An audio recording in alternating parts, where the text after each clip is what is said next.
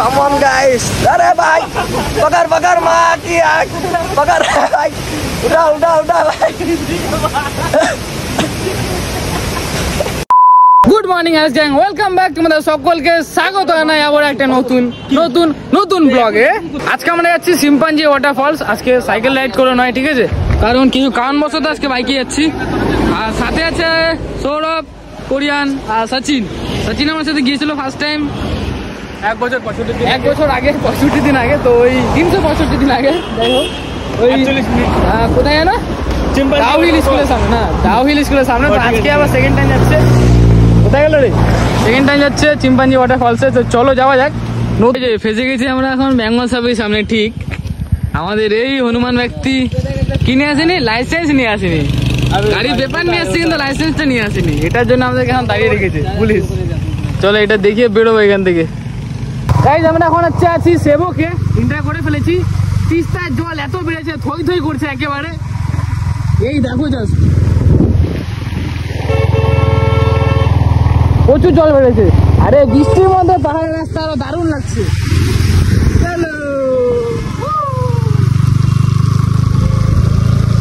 আমরা এখন দাঁড়িয়ে আছি সেই আমাদের সেবকেশ্বরী কালীবাড়ি মন্দিরের সামনে। আর এই যে দুজন ঘুরছে, ট্রেন না নিয়ে আসা কারণে, ঠিক আছে। কোরিয়ান ভাই কোথায় গেল দেখো, ওই যে সেবকেশ্বরী কালীবাড়ি মন্দির। বৃষ্টির জন্য একটু দাঁড়িয়ে আছি, তো বৃষ্টিটা কমলেই তারপরে বেরোবো। ও তিস্তা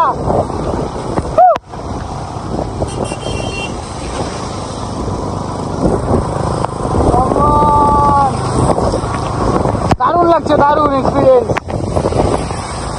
তিস্তার জল পুরো বেড়ে গিয়েছে। তোমরা শুধু তিস্তার ভিউ দেখো।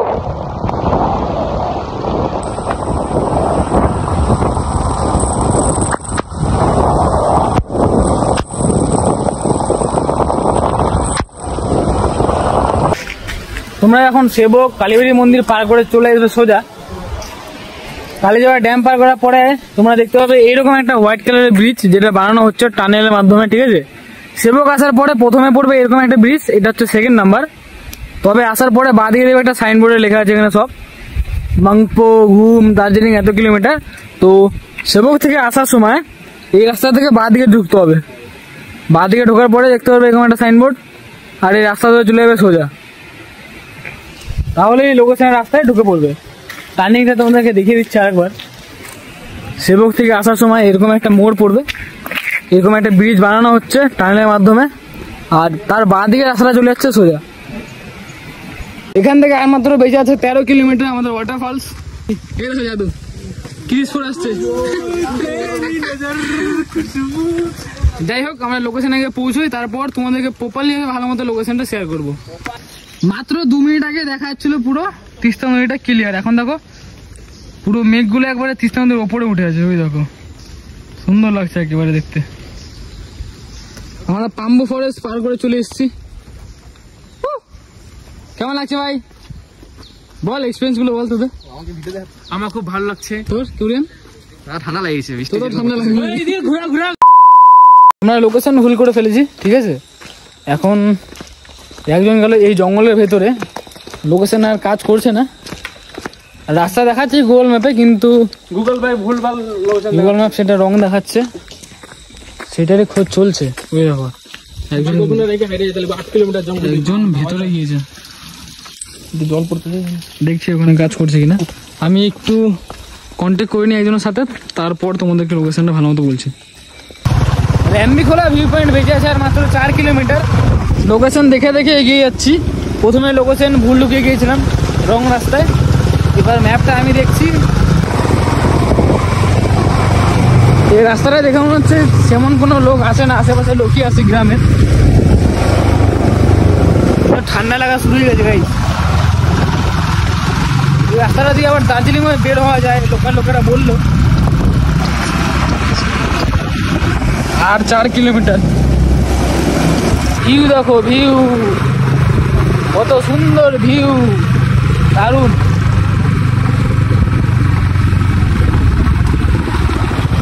ওই সাইডটা দেখো আরো ভালো। রাস্তাগুলো অফরোড ভাঙা ভাঙা, পুরো জল জমে আছে, এগুলোই তো অ্যাডভেঞ্চারের মজা। পুরো রোডই বাবাসি আসো আসো, শোন না কেমন লাগছে, কেমন লাগছে, কেমন লাগছে? রাস্তা খারাপ কিন্তু দারুণ মজা।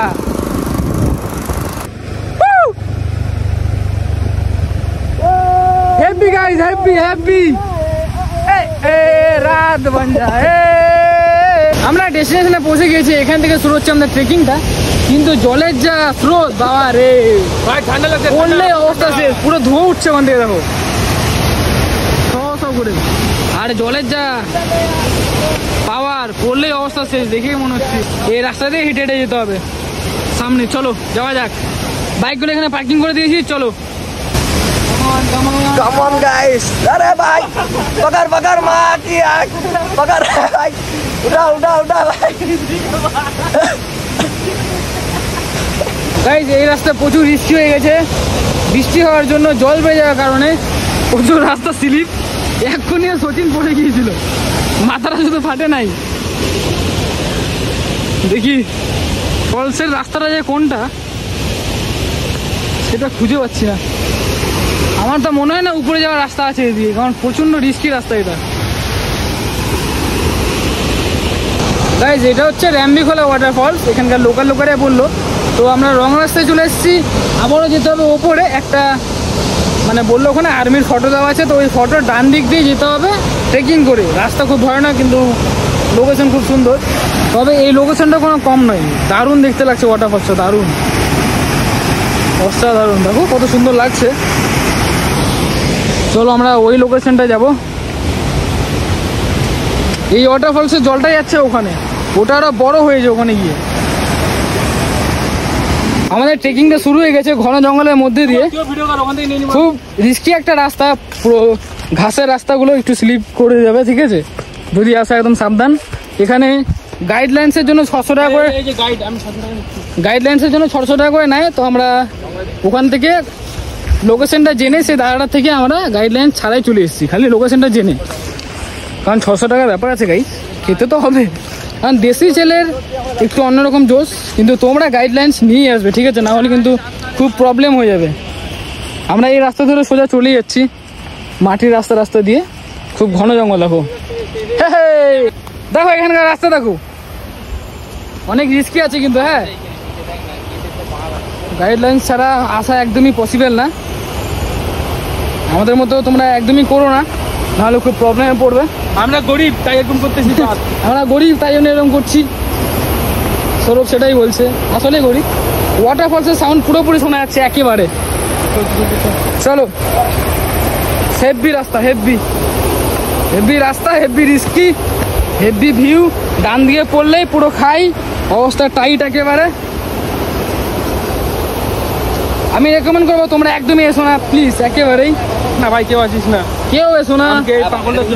এই দেখো অবস্থা খারাপ, পুরো জায়গা অবস্থা একেবারে খারাপ। এরা দাঁড়িয়ে, এই দেখো ওয়াটারফলসের সাউন্ড শোনা যাচ্ছে পেছনে, ওয়াটারফলসের জলের ছিটাগুলো আসছে। মারাত্মক ভয়ানক রাস্তা, পুরো রাস্তা স্লিপ। এখন এমন জায়গায় বসে আছি এরকম ভাবে স্পাইডারম্যান হয়ে গেছি দেখো। আর এই যায়, চলো নামা যাক, হেলমেটটা দে। তাই আমরা ফাইনালি পৌঁছে গিয়েছি সেই চিম্পাঞ্জি ওয়াটারফলসের সামনে। আমরা পেরেছি, খুব প্রাউড ফিল মনে হয় যখন এইসব জায়গায় এসে পৌঁছাও। কিন্তু এইসব রাস্তা পুরো জীবনের রিস্ক, হয় বাঁচবে না হয় মরবে। এই ভিউগুলো দেখানোর জন্য কত সুন্দর লাগছে দেখো, দারুণ দারুণ।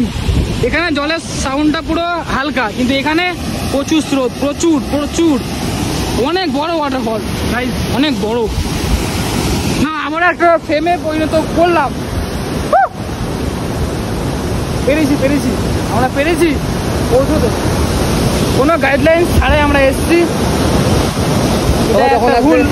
তোমরা যদি আসো তাহলে গাইডলাইন্স নিয়ে আসবে, কারণ এখন প্রচন্ড পাটা কাঁপছে আমাদের। রাস্তাগুলো এত রিস্কি না, এখান থেকে যদি স্লিপ করে পড়ে যাই তাহলে ডাইরেক্ট গিয়ে নিচে পড়বো, বাঁচার কোনো উপায় নেই। আর এখানকার যে জলের স্রোত যখন তখন বেরিয়ে যেতে পারে। আরো ওয়াটারফলটা কেমন অবশ্যই কমেন্টে জানিও। দারুণ লাগছে, দারুণ। আর হ্যাঁ, তোমরা যখনই আসবে এখানে লবণ হোক বা স্যানিটাইজার হোক, ঠিক আছে, অবশ্যই নিয়ে আসবে, না হলে যোগের পরিমাণ অনেক অনেক, মানে একটা জায়গায় দাঁড়ালেই যোগ ধরে নিচ্ছে। ব্যাপারটা হচ্ছে এটাই, কারণ এখন বৃষ্টিরও সিজন, জল বেড়ে গেছে, যোগ পোকার কোথায় থাকবে, ওরাও বেরিয়ে আসছে সঙ্গে সঙ্গেই, তো মানে কোথাও দাঁড়ালেই ফটাফট ধরে নিচ্ছে, এটাই হচ্ছে ব্যাপার। এই গাছটা দেখো ভেঙে পড়ে গেছে উপর থেকে, সেখানে ফেসে গেছে। আমি আর শুভাঙ্করই আসছি। কেমন লাগছে ভাই? মজা আসতেছে। কোরিয়ান বয়, পড়বি যাস না। সৌরভ আর সচিন ওখান থেকে ব্যাক করেছে যোগের ভয়ে, আর একটু মাত্র ছিল, মাত্র 50 মিটার হবে এখান থেকে, তাও এলো না, 50-30 মিটার। ওয়াটারফলসে জলের ছিটাগুলো আসছে, দারুণ লাগছে। চলো, ওয়াটারফলস দেখা হয়ে গেল। এতটা পরিশ্রম করার পর খুব খুশি মনে হচ্ছে নিজেকে। এখন এখান থেকে রিটার্ন করতে হবে বাড়ির উদ্দেশ্যে, কারণ অনেক সময় হয়েছে, অনেকক্ষণ থেকে না খেয়ে আছি, খেয়ে দিয়ে বেরোবো।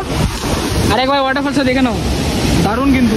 ওয়াটারফলসটা কিন্তু ছোট নয়, সিম্পাঞ্জি ওয়াটারফলস, সুন্দর, অনেক সুন্দর, অসাধারণ, অনেক অনেক অনেক।